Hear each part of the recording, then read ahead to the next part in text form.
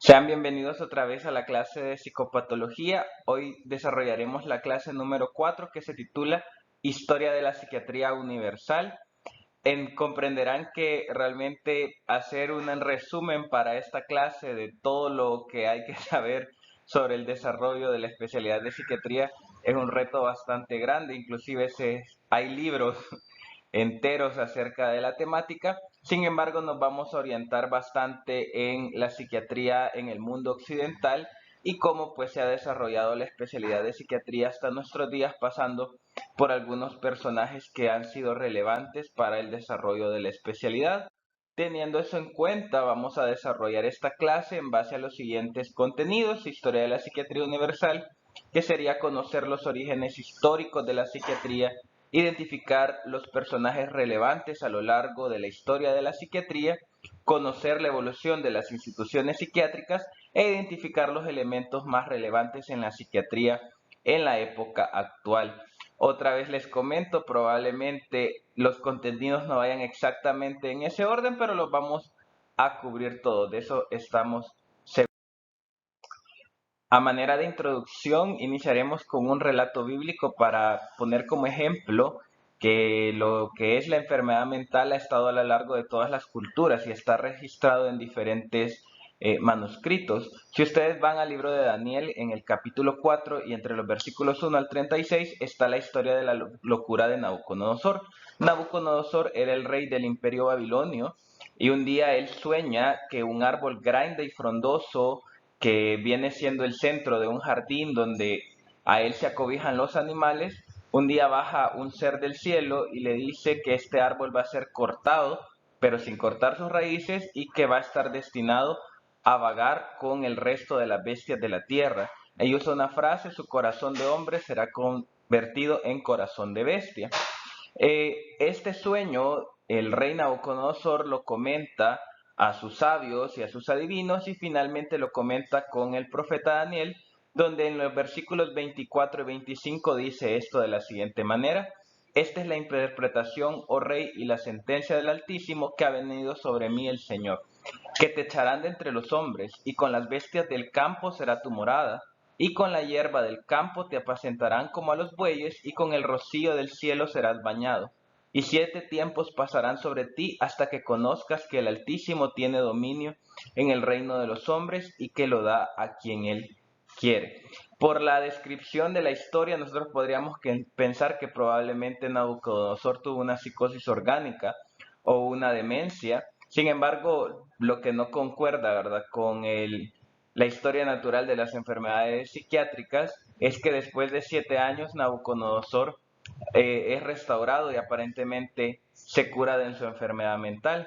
Quizás podríamos suponer que estábamos ante la manía de un trastorno bipolar o ante una depresión psicótica.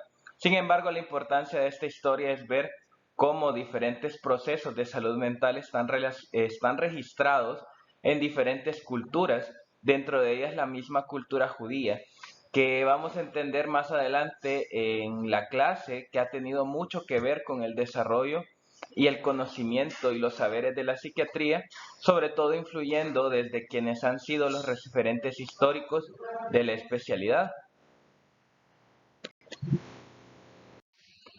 Ahora sí, para introducirnos de lleno en el tema, déjenme decirles que en el caso de la especialidad de psiquiatría hay tremendas dificultades para poder analizarla históricamente, o la manera en que relatamos la historia de la psiquiatría depende desde qué lado del mundo estamos hablando. Y estos problemas para poder definir el desarrollo de la especialidad se resumen en 3 situaciones. Algo que ya habíamos hablado en una clase anterior: la noción de la enfermedad en psiquiatría y de lo que es salud, de lo que es enfermedad, depende mucho de lo que es considerado normal en una sociedad. Por lo tanto, la locura también depende de los juicios de la sociedad.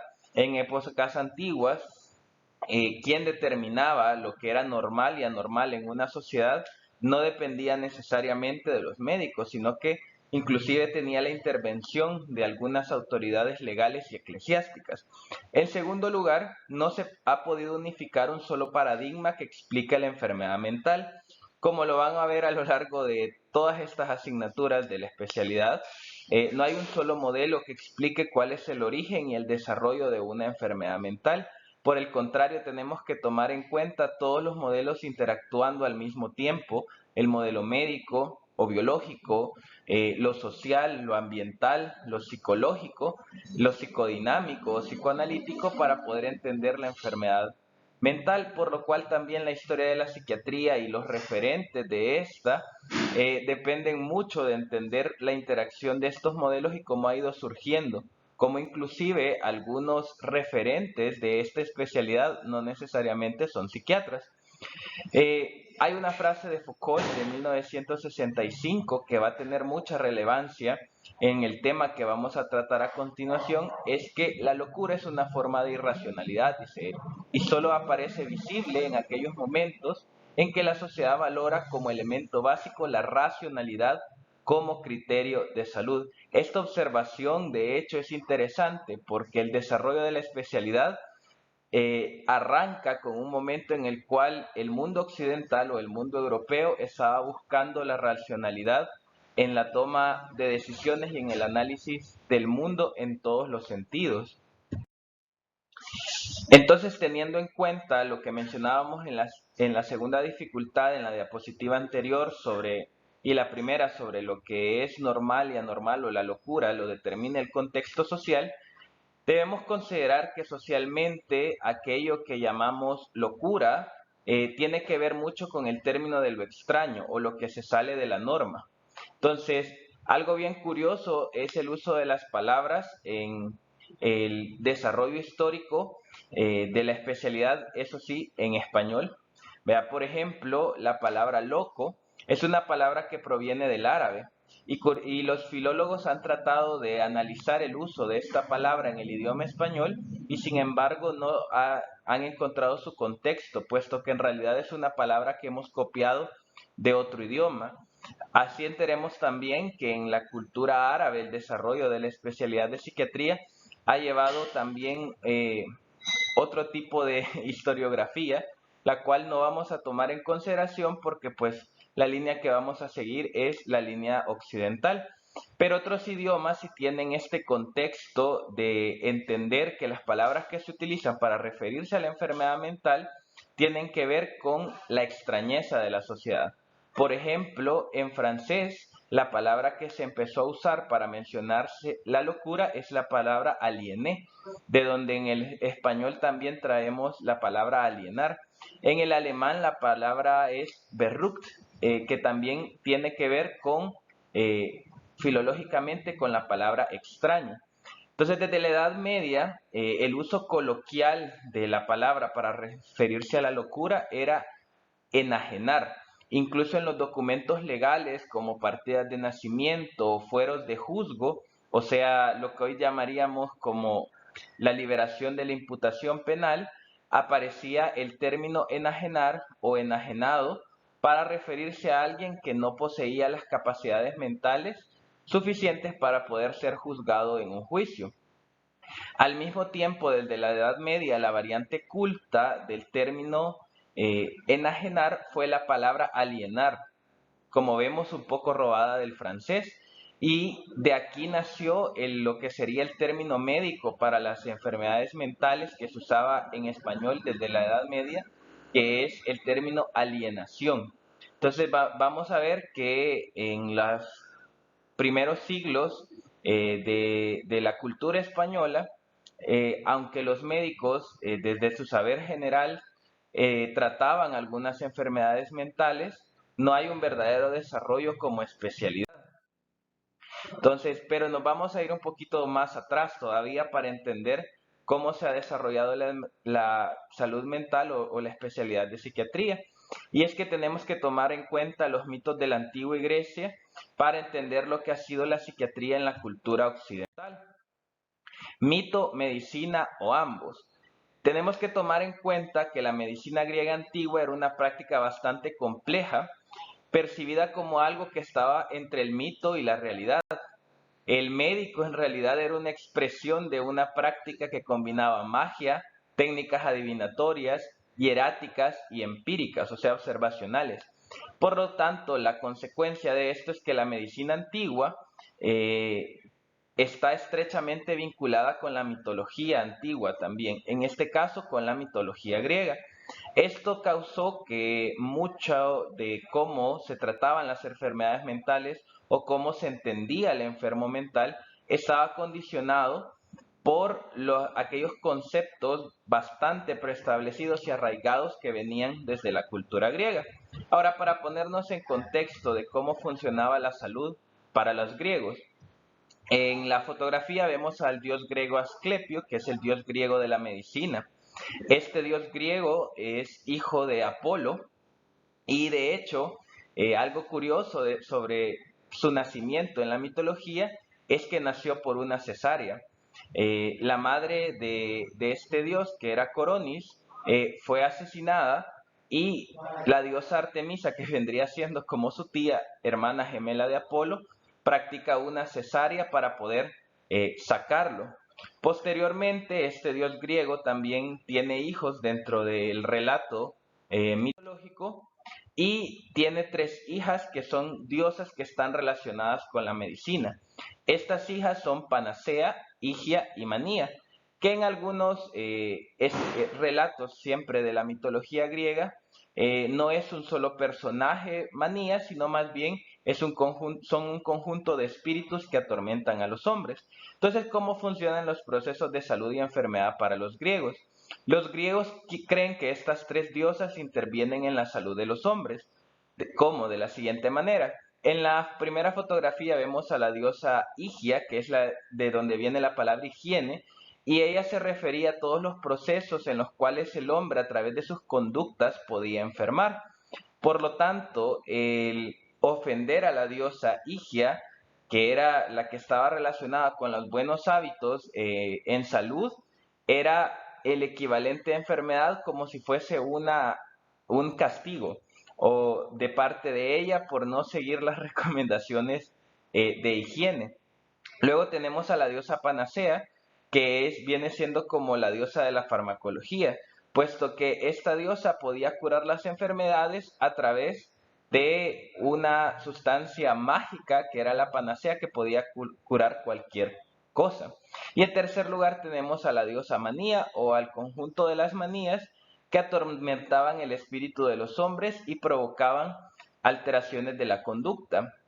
Ahora, esta concepción era el resultado de creer que aquellas personas que tenían enfermedades mentales en la antigua Grecia estaban recibiendo algún tipo de castigo divino. De hecho, hay diferentes historias en la mitología donde vemos enfermedades mentales o alteraciones del comportamiento que son a consecuencia del castigo de un dios. Por ejemplo, en el relato de Troya, el enamoramiento de París hacia Helena en realidad se debe a que la diosa griega Afrodita se está cobrando una ofensa que París hizo hacia ella, entonces lo obliga a enamorarse de Helena, robársela y causar todos los sucesos que generaron la guerra de Troya. Entonces la enfermedad aquí se ve como una concepción de culpa y pecado. Ahora, esto es bien importante, como les digo, para entender cómo se desarrolló la psiquiatría, al menos en la época medieval o en el tiempo posterior a la cultura griega, puesto que estos conceptos, aunque no eran derivados directamente de seguir pensando que la interacción de la salud y enfermedad mental tenía que ver con estos dioses, siempre tenía ese tinte de entender las enfermedades mentales como un castigo divino, como un concepto muy relacionado a lo religioso. Vamos a ver que la Edad Media está muy encaminada en este proceso. Aunque ya no hablamos de los dioses griegos, seguimos desde el punto de vista del cristianismo teniendo esos mismos paradigmas. Ahora, para ampliar un poquito al respecto, yo les sugiero una lectura que va a estar en la página de la universidad. No es obligatoria en un sentido de contenido, pero sí para que podamos entender desde otro punto de vista el desarrollo de la especialidad y de sus mitos y sus estigmas. Este artículo que se encuentra en la revista Anales de la Psiquiatría General se llama Medicina y Psiquiatría en la Cultura Occidental, los mitos de la antigua Grecia y los prejuicios de la Edad Moderna.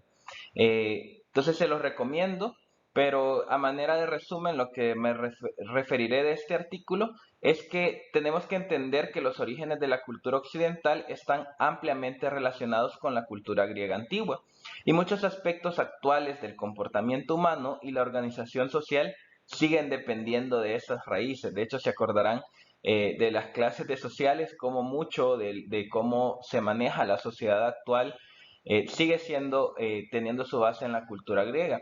Esta observación es importante en la práctica médica moderna para entender por qué la especialidad sigue teniendo hasta nuestros días una alta estigmatización, ya que no tomamos en cuenta que muchos aspectos de la vida humana, como el miedo, el dolor, las convicciones, las expectativas y los prejuicios contra la medicina pueden rastrearse, de hecho, desde estas épocas, desde la mitología y las culturas antiguas.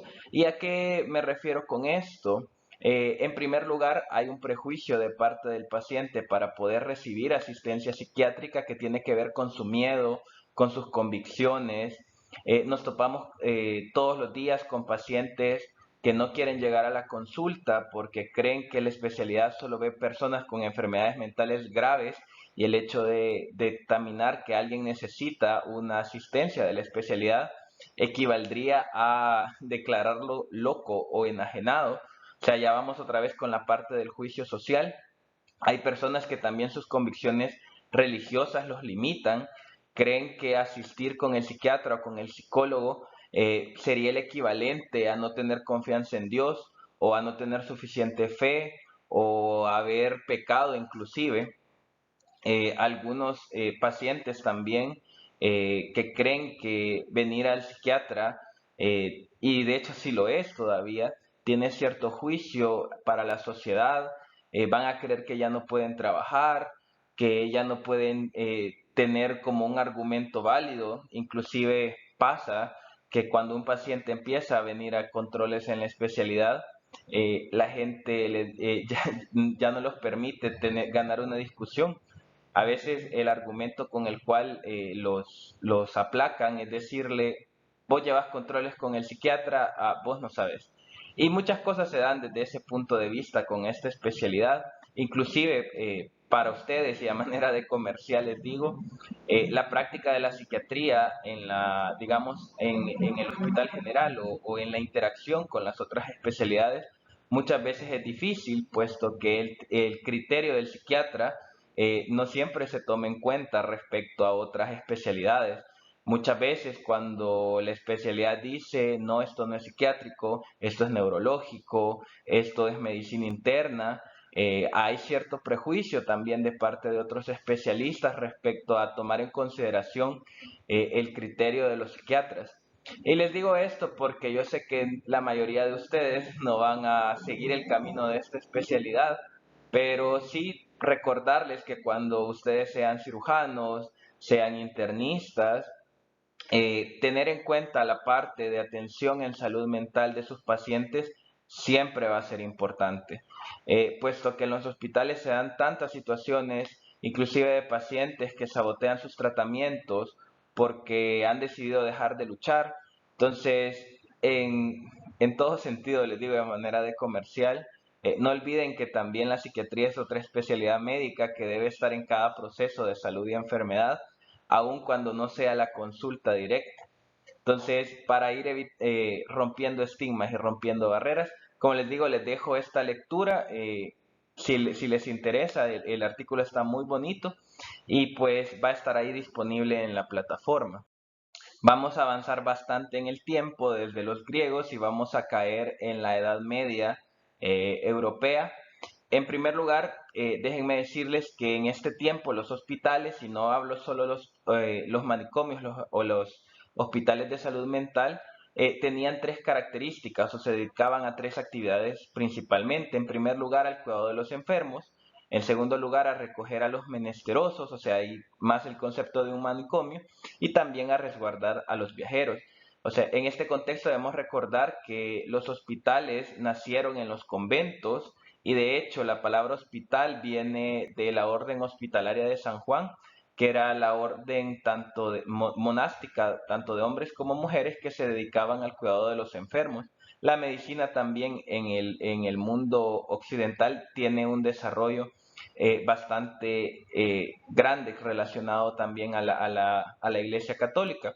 Entonces, estos centros o estos hospicios no los podemos considerar como verdaderos hospitales psiquiátricos, porque en realidad no se trataba de dar una asistencia médica o haber tratamientos de algún tipo, sino más el auxilio de los menesterosos, de aquellas personas que tenían necesidades y que en este sentido caen nuestros pacientes de la especialidad de psiquiatría. De hecho, se considera que el primer hospital psiquiátrico moderno, en el sentido de proveer tratamiento y tratar de cambiar la conducta de los pacientes, fue un hospital español que se encuentra en la ciudad de Valencia. El edificio que ven arriba es ese hospital, y que es el hospital de Innocents Falls Eurans. Traté de buscar la traducción en valenciano, pero no aparece. Yo imagino que es de los inocentes y los locos o algo, algo parecido, ¿no? Eh, a partir de la creación de este hospital, de hecho, es España el país europeo que, digamos, rompe o va a la cabeza con la atención psiquiátrica, puesto que en este siglo, que es el siglo XV, empiezan a aparecer diferentes instituciones para el cuidado de los enfermos mentales en ciudades como Barcelona, Valladolid, Granada, Palma de Mallorca, y financiadas por el presupuesto de la Casa Real Española. Lo curioso de esto, o entender por qué hay esta diferencia, es que antes de eso la concepción del hospicio que recibía enfermedades mentales era una situación más de reclusión. La idea de más bien proteger a la gente sana mentalmente de aquellos que no lo eran, puesto que se consideraba que ellos podían caer en conductas que estaban relacionadas con los delitos o en general con ser incomodidad para la sociedad en general. De ahí que, como les decía al inicio de la clase, mucho de los conceptos de lo que era la locura tenía que ver más bien con el juicio social de lo que vendría a considerarse lo que era loco en ese tiempo.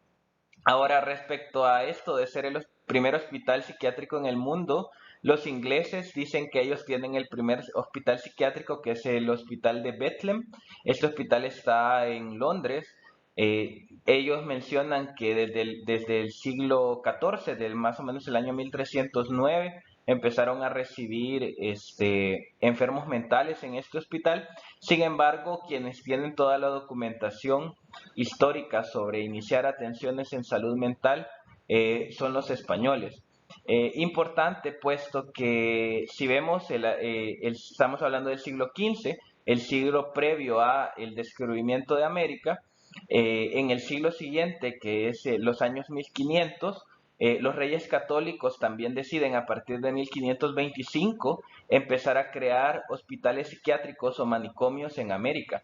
El primer hospital psiquiátrico en América es el que fundó el fraile Bernardino Álvarez, que de hecho el hospital que en México, el hospital psiquiátrico más importante de este país, así se llama, Fray Bernardino Álvarez. Entonces de ahí su nombre y su existencia desde hace más de 5 siglos. Y bueno, posteriormente así se vino desarrollando en otras colonias americanas. Vamos a hacer otro salto en el tiempo y caeremos en el siglo XVIII, los años 1700, que es a partir de la cual podemos considerar que la psiquiatría se desarrolla como una ciencia médica independiente. Vamos a mencionar algunas figuras importantes aquí para el desarrollo de la especialidad y entender cómo fue ese proceso.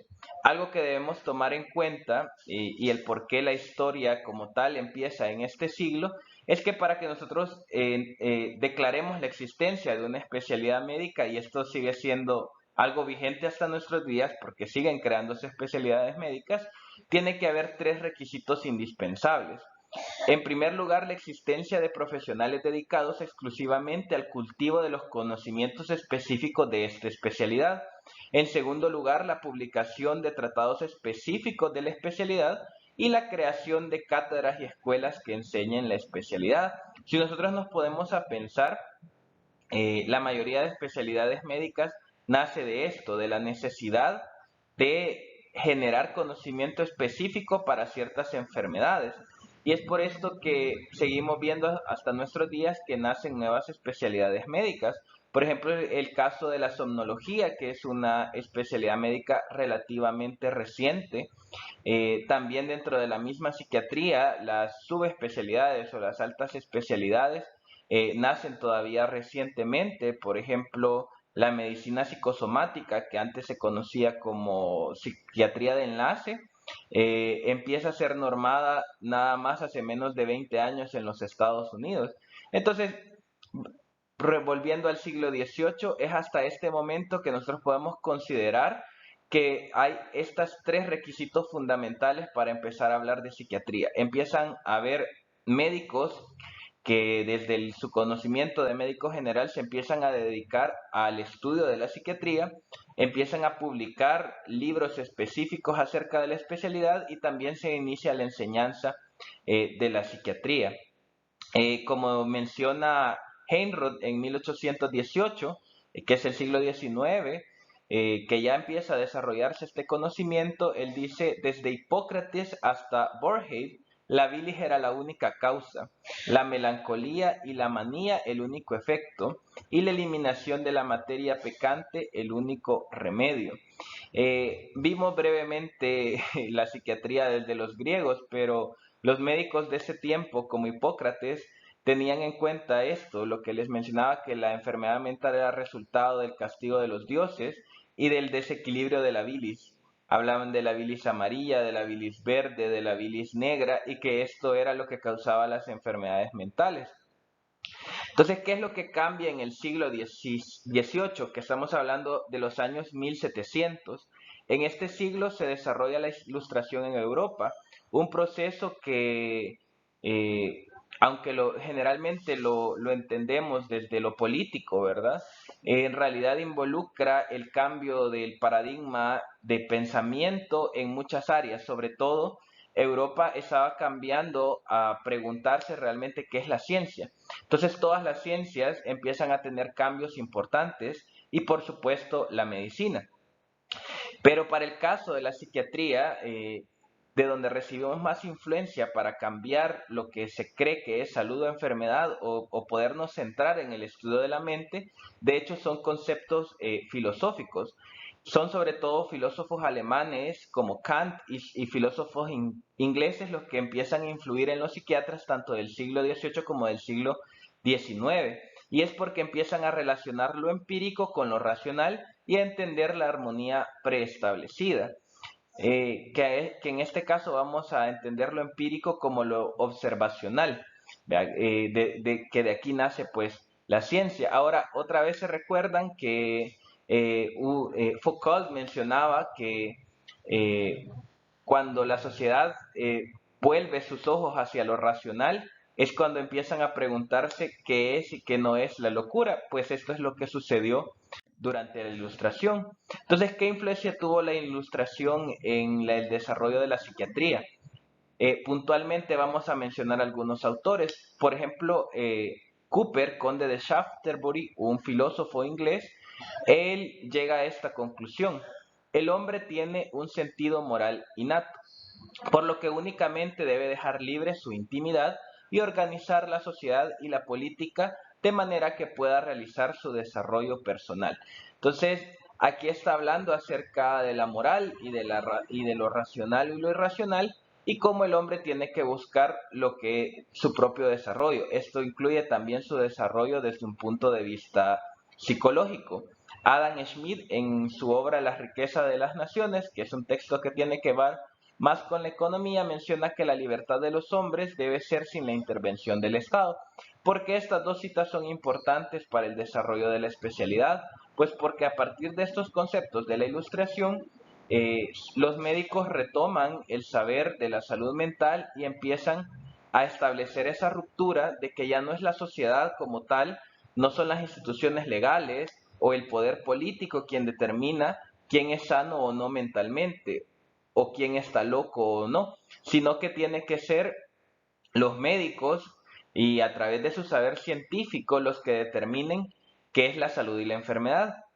Uno de los primeros en publicar tratados sobre la especialidad de psiquiatría fue el médico inglés William Batty. En 1770 él publica un libro llamado Tratamiento o Tratado de la Locura. Aunque él publica muchos más libros, de hecho su obra fue bastante extensa respecto a la psiquiatría, en este libro específicamente sus ideas están influenciadas mucho por el filósofo inglés Locke, ya que él empezó a pensar que el trastorno de la locura no estaba relacionado a la razón. ¿A qué se refiere con esto? Que hasta la fecha se consideraba que aquellas personas que tenían problemas mentales eran los que no encajaban con la razón de la sociedad, sino que entonces él rompe con esto y empieza a pensar que tiene que ver con otra cosa, no con lo social. Entonces él pensaba que la locura era un estado anormal de las sensaciones y que se encontraba realmente afectado tanto lo interno como lo externo, resultando este tipo de pensamiento en dos tipos de locura. Según él, la locura original y la locura secundaria. ¿Qué significaba esto? La locura que no tenía que ver con nada de la historia personal del paciente, sino que no tenía una explicación, y la locura secundaria, que tenía explicación en sucesos, hechos, traumas. Entiéndase aquí que cuando estos autores mencionan locura, hacen referencia a cualquier tipo de alteración mental, inclusive depresión, manía, demencia, retraso mental. Realmente el término locura aquí es usado de manera amplia. A partir de esto, sobre todo William Batty empieza a referir que el tratamiento para estas enfermedades es lo que ellos llaman el tratamiento moral. Fíjense que llama la atención que si uno entiende o ve qué es lo que ellos se referían como tratamiento moral, en realidad son un manejo bastante conductual o cognitivo-conductual, donde hablan de que el paciente tiene que resguardarse, apartarse de la sociedad un tiempo, controlar sus impulsos, sus deseos, sus emociones, muy parecido a lo que ahora conocemos como terapia cognitivo-conductual o activaciones conductuales. Entonces, ¿qué resultó de la ilustración de este pensamiento?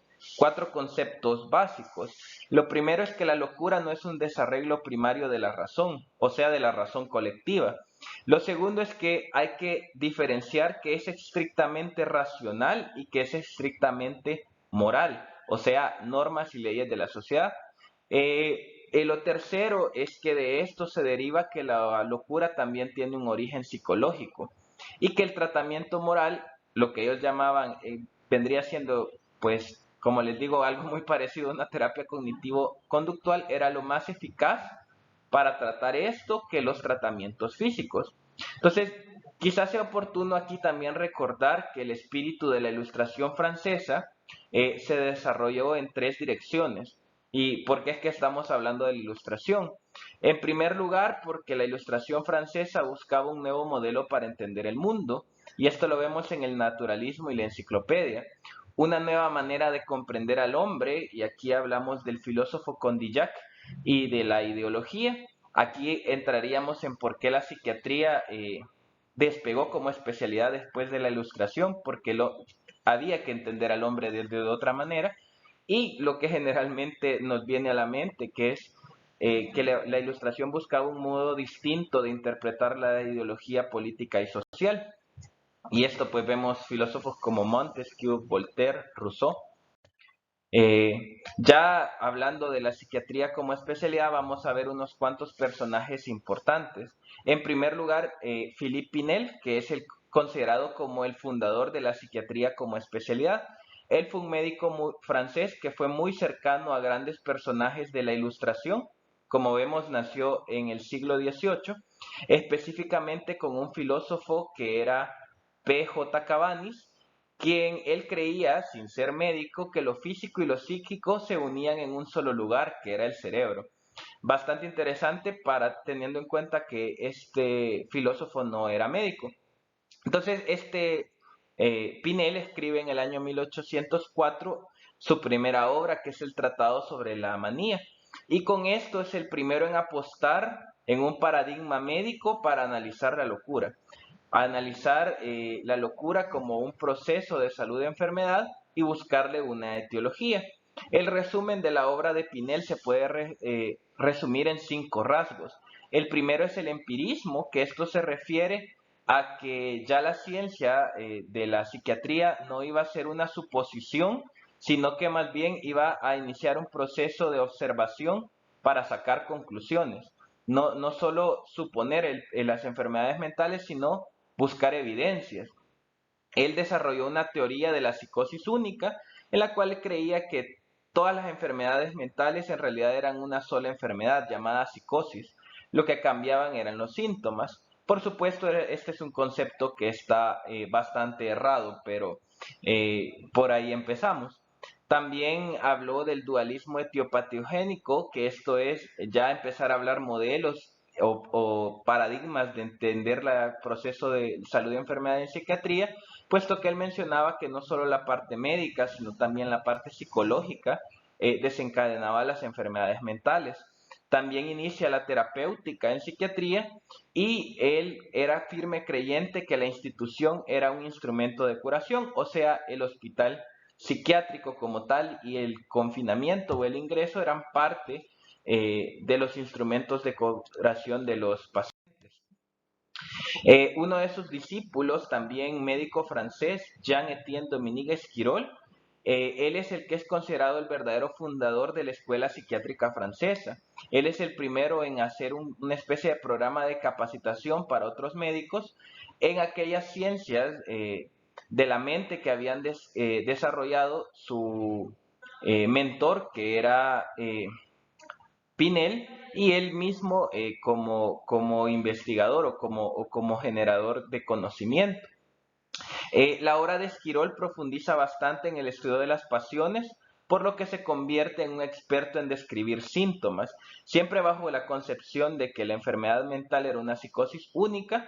Esquirol empieza a describir una gran cantidad de síntomas y manifestaciones clínicas, de manera que él genera una gran cantidad de conocimiento en cuanto a psicopatología. Sin embargo, todavía la concepción de lo que esto significaba estaba bastante errada. Inician catalogando los 4 síntomas principales que según Pinel, su maestro, existían, que eran la manía, la melancolía, la idiotez y la demencia, haciendo referencia a, bueno, la manía en el trastorno bipolar, la melancolía, que es lo que llamaríamos depresión, la idiotez, que sería el retraso mental, y la demencia. Eh, para, y a esto empieza a desarrollar una gran cantidad de entidades nosológicas, lo cual al final su obra se hace bastante confusa. Sin embargo, algo también importante de este médico es que empieza poco a poco a alejarse de la concepción pasional de las enfermedades mentales y hace un giro hacia el estudio del cerebro y la enfermedad mental como procesos cognitivos. Esquirol empieza a creer que realmente lo que está afectado en una enfermedad mental son procesos cognitivos como la atención, la memoria, y pues no estaba nada errado. Eso es algo que está alterado en casi todas las enfermedades mentales. A partir de estos 2 médicos y de la fundación de la Escuela Psiquiátrica Francesa, caemos en el siglo XIX, sobre todo en la segunda mitad, hablamos de los años 1850 a 1900, donde la investigación psiquiátrica o el estudio de la especialidad se centra en el modelo anatomoclínico, un submodelo siempre del paradigma médico para entender las enfermedades. ¿Y a qué se dedican durante este medio siglo? A la investigación sobre la demencia. Y la demencia tal como la entendemos en el día de hoy. Eh, entonces, impulsada por discípulos de Pinel y Esquirol, médicos como Bichat y Georget empiezan a clasificar las demencias como orgánicas y besánicas. Solo para que estemos en contexto, una demencia en psiquiatría es una alteración cognitiva que incluye sobre todo alteraciones de la memoria y la pérdida de funciones en las actividades básicas de la vida diaria. ¿Qué significa esto? El paciente pierde capacidad de poder valerse por sí mismo. Esto estamos hablando de la tercera edad. Entonces, el hecho de que Georgette clasifique las demencias como orgánicas o besánicas, que besánica se refería al resultado de procesos crónicos de enfermedad y orgánicas como procesos que sucedían de manera aguda, hace que esa consideración de orígenes orgánicos sea una introducción al pensamiento anatomoclínico, o sea que significa que tenía que haber una correlación anatómica respecto a las enfermedades mentales. Entonces, a partir de esto, la demencia se considera como enfermedad y el estudio de su etiología irá dando paso a diferentes cuadros clínicos. Sin embargo, la tendencia actual de tratamiento sigue siendo el tratamiento sindrómico. Sí, todos estos médicos, como por ejemplo en 1898 Alois Alzheimer, empiezan a hacer descripciones acerca de la demencia que siguen teniendo valor hasta nuestros días. Alzheimer describe que la demencia senil es causada por una destrucción cortical y toda la razón. Nosotros vemos un TAC, por ejemplo, de un paciente que sospechamos una demencia tipo Alzheimer y vemos una atrofia cortical global, vemos la correlación anatomoclínica. Hay un pequeño también comercial, es bastante frecuente que digamos demencia senil, sin embargo el término correcto actual es demencia tipo Alzheimer. También Clipper y Lermit en 1905, ya pasándonos al siglo XX, son los que describen las demencias vasculares y esto es las demencias que resultan de procesos ateroscleróticos, como la enfermedad de pequeño vaso, como las demencias que están relacionadas a la ruptura de microaneurismas, algo que sigue teniendo valor hasta nuestros días. Siempre durante el siglo XIX empezamos a ver que el desarrollo de los conceptos en psiquiatría se despegan un poco de la escuela francesa y caemos en la escuela alemana. Hablamos aquí de el doctor Emil Kraepelin, quien vivió entre el siglo XIX y el siglo XX, y la obra extensa de este médico se centró en ordenar y clasificar las entidades nosológicas. De hecho, a él debemos las primeras descripciones y clasificaciones de la enfermedad mental. Kraepelin hace una descripción de dos diagnósticos importantes hasta nuestros días, la demencia precoz y la psicosis maníaco-depresiva, que ya no se llaman de esta manera. La demencia precoz es lo que llamamos esquizofrenia y la psicosis maníaco-depresiva, el trastorno bipolar. La obra de este médico alemán es tan extensa que resumirla sería imposible en una clase. Sin embargo, algo que también tenemos que tener en cuenta es que cometió bastantes errores en sus clasificaciones, como por ejemplo, a pesar de ser médico, él no tomó en cuenta en ningún momento el cerebro como origen de las enfermedades, sino que se centra completamente en la sintomatología y las manifestaciones clínicas. Y el otro error de Kraepelin fue no tomar en cuenta, en consideración las vivencias del paciente, por lo cual la psiquiatría kraepeliana es bastante fría y distante en cuanto a la atención del enfermo y solo se centra en el diagnóstico y clasificación, algo que más adelante otros autores van a retomar. Otro gran referente es el psiquiatra alemán Eugen Bleuler, un poco contemporáneo de Kraepelin. Es este quien acuña el término esquizofrenia en su tratado de 1911 que se llama Demencia Precoz o el grupo de las esquizofrenias, pues el término llegó para quedarse y él hace una comprensión de la enfermedad y las manifestaciones clínicas de la esquizofrenia que siguen siendo vigentes hasta nuestros días. Algo importante de la obra de Bleuler es que sus textos, aunque sea en una forma vaga, tienen un punto de vista dinámico o psicoanalítico, pues él tiene la convicción que el enfermo mental debe ser estudiado y comprendido también con una visión psicológica. Siendo contemporáneo de Freud, él estuvo siguiendo de cerca muchas de sus enseñanzas e inclusive hay casos de pacientes que se refieren y trabaja con otro gran psicoanalista que es Carl Gustav Jung, que en la historia lo conocemos, que pasó de ser discípulo de Freud a ser su principal crítico, pero pues Bleuler nunca llegó a declararse a sí mismo como psicoanalista. Sin embargo, sus obras tienen mucho en cuenta el punto de vista dinámico. Entonces caemos en este gran referente que es Sigmund Freud. Algo interesante que sobre este personaje es que él es considerado el padre del psicoanálisis, lo que hoy o también llamado psicoterapia de orientación dinámica. Este médico de origen judío alemán no era psiquiatra, sino que era un neurólogo, y él entra en el campo del estudio de las neurosis y las pulsiones. Freud, mientras estaba haciendo su formación como neurólogo en Francia, junto a Charcot, él empieza a interesarse en aquellas pacientes que en aquel tiempo tenían el diagnóstico de histeria, lo que hoy conocemos como histrionismo. En aquel tiempo se consideraba que esta era una enfermedad neurológica y no psiquiátrica.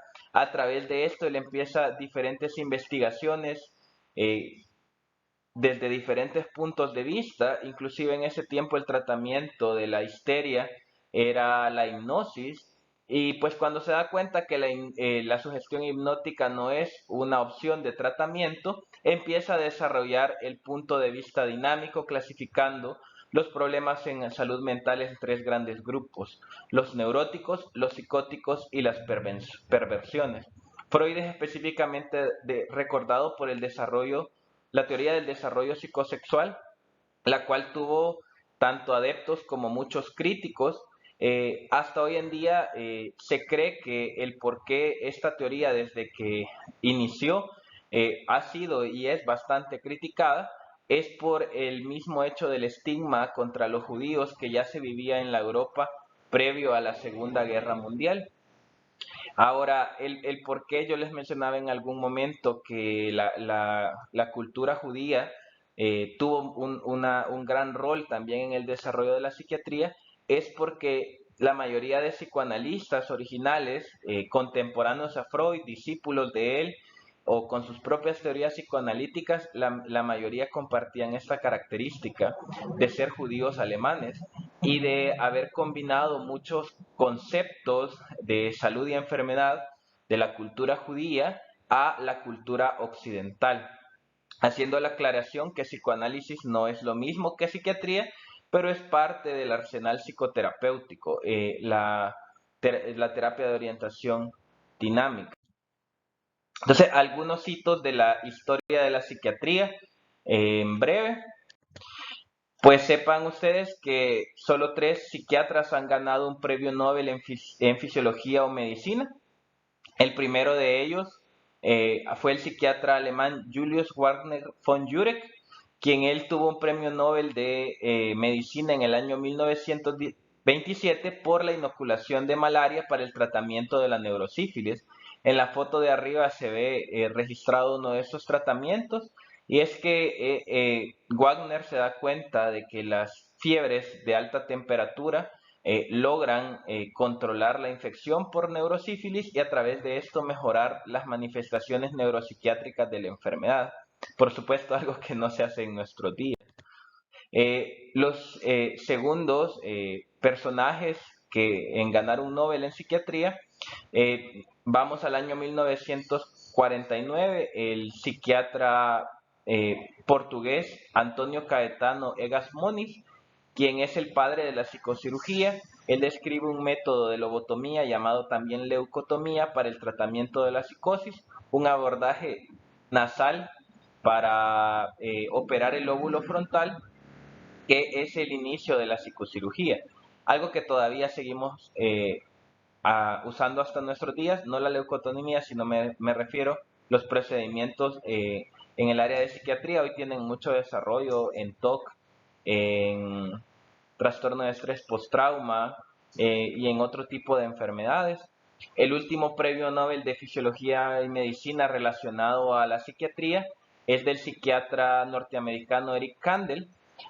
Su premio Nobel está relacionado al entendimiento de la transmisión en el sistema nervioso central.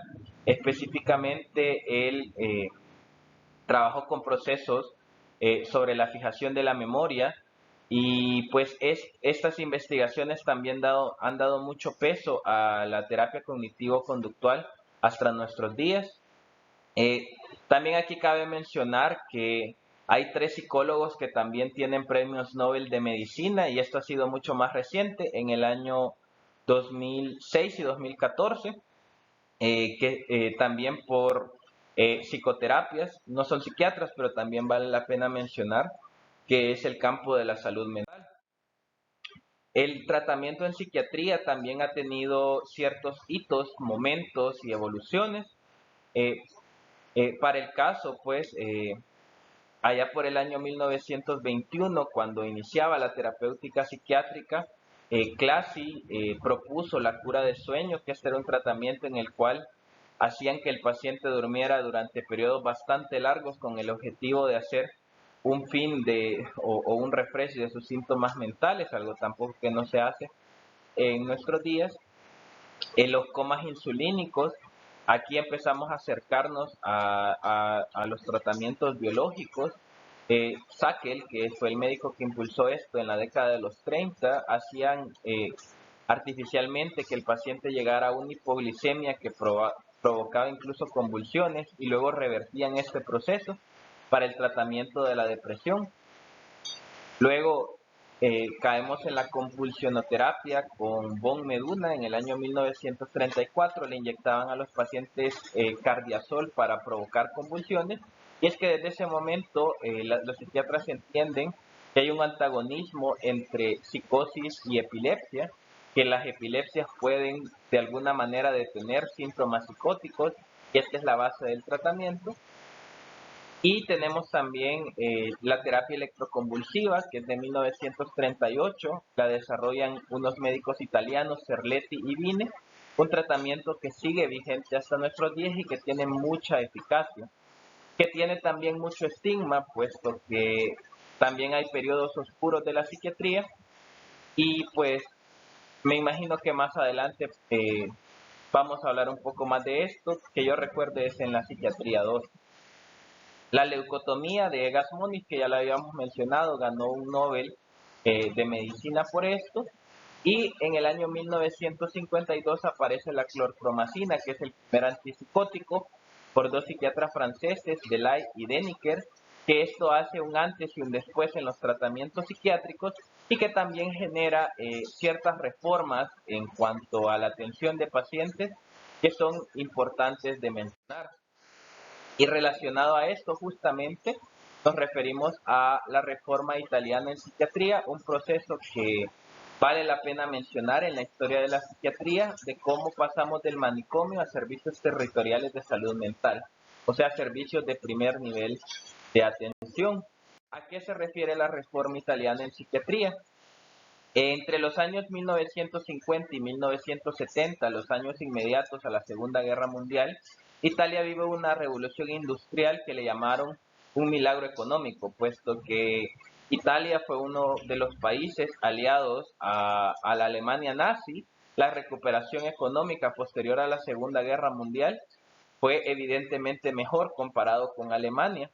Entonces, pero algo que la sociedad italiana iba aumentando en cuanto a bienes y servicios, no así con la atención en psiquiatría, puesto que la atención en este país estaba regulada por una ley de 1904 que en realidad ponía en primer plano la necesidad de proteger a la sociedad de los enfermos mentales, anteponiendo la custodia del paciente a la atención. Si se fijan, un concepto bastante medieval, como lo hemos visto a lo largo de la clase. La hospitalización se daba a través de la certificación de un médico y también a la orden de las autoridades judiciales locales, quienes alienaban a la persona de sus derechos civiles inmediatamente. Entonces la atención psiquiátrica estaba a cargo de administraciones provinciales que gestionaban cada quien su propio manicomio. La supresión del manicomio era un reto bastante difícil, puesto que ya para los años 70 se tenían experiencias de reformas implementadas en Francia, en Inglaterra y en Estados Unidos posteriores a la Segunda Guerra Mundial que no habían sido del todo exitosas. Por ejemplo, en el caso de las peores, Estados Unidos en los años 1950 trata de sacar a todos sus enfermos mentales de los manicomios, pero sin un verdadero programa asistencial o una manera de continuar ese control, lo que genera un aumento de indigentes en los Estados Unidos y crea nuevos problemas de salud mental relacionados a esta mala reforma. Entonces, con este contexto no existían verdaderos conocimientos ni prácticas que pudieran impulsar un proceso de reforma en psiquiatría. Incluso las normas jurídicas del momento, como vemos, la ley de 1904, impedían el desarrollo de la psiquiatría en Italia y más bien ponían como eje central que el paciente mental era un paciente peligroso. Entonces se proponen reorganizar el hospital psiquiátrico. El primero de ellos fue el Hospital Psiquiátrico de Trieste en el año 1971. El médico Franco Basaglia recibe este hospital para dirigirlo y es un hospital que tiene 1.182 pacientes ingresados. Y él se crea un plan donde empieza a reunir médicos, sociólogos, trabajadores sociales y otros voluntarios de diferentes ciudades, tanto de Italia y Europa, con el fin de reorganizar el hospital. ¿Qué es lo que hace? Reorganiza el hospital en 5 equipos encargados respectivamente de 5 áreas geográficas de la ciudad de Trieste y de la provincia, y que se coordinan a través de reuniones diarias, reuniones de equipo y de personal, y pues que abre también un espacio de discusión. El hecho de generar estos equipos de atención comunitarios, por así decirlo, hace que las atenciones en el hospital psiquiátrico propiamente disminuyan y al mismo tiempo que se puedan prevenir ingresos al hospital psiquiátrico. Tal es así el cambio que para el año 1977 el doctor Basaglia anuncia públicamente que se cierra el hospital psiquiátrico de Trieste de manera irreversible y solo se crea dentro del Hospital General de la ciudad un resguardo psiquiátrico para pacientes agudos. O sea, los pacientes de 1182 en 1971 habían disminuido a 132 y otros 400 pacientes que se miraban de manera ambulatoria, por lo cual fue todo un éxito. Viendo el ejemplo del Hospital de Trieste, en el año 1978 Italia promulga la Ley 180, que establece que la psiquiatría y el tratamiento se debe basar en el derecho de la persona a la atención y a la salud y no en el juicio de peligrosidad del paciente. Entonces, el tratamiento tiene que ser voluntario y se desarrolla en servicios que operan en diferentes partes del territorio italiano. Esta ley promulga que cuando sea necesaria una atención hospitalaria, el tratamiento se debe realizar en servicios psiquiátricos de diagnóstico y tratamiento, pero dentro de hospitales generales. La ley 180 establece que nadie debe ser admitido en un hospital psiquiátrico, por lo cual se trata de la primera ley en el mundo que elimina los hospitales psiquiátricos y presenta un logro fundamental en los operadores que participaron en sus prácticas. Entonces Italia es un caso bastante excepcional en el mundo, pues es el único país que no tiene hospitales psiquiátricos como tal, solo servicios de psiquiatría dentro de hospitales generales. Entonces, ¿por qué terminar con esta parte? Y es porque los conceptos sobre salud y enfermedad y el desarrollo de la especialidad de psiquiatría, como les dije en algún momento, están demasiado llenos de estigmas, empezando por el estigma de que el paciente psiquiátrico tiene que sí o sí estar ingresado en un hospital. Entonces, vemos cómo desde la antigüedad hasta nuestros días ha cambiado mucho el paradigma de la atención de los pacientes y realmente al hablar de la historia de la psiquiatría universal, de mi parte me parece que es más importante comprender eso, cómo cambiamos la visión del paciente, esa visión de peligrosidad, a cambiar más bien a que el paciente merece y necesita atención en salud para poder rehabilitarse con la sociedad y no como una cuestión de liberarnos del paciente o liberarnos de ese problema. Entonces, hasta esto, pues gracias por la atención a esta clase. Espero yo que les haya gustado. Si tienen tiempo, pueden leer el artículo que les dejo ahí en la página para que puedan comprender un poquito más de estigma y salud mental.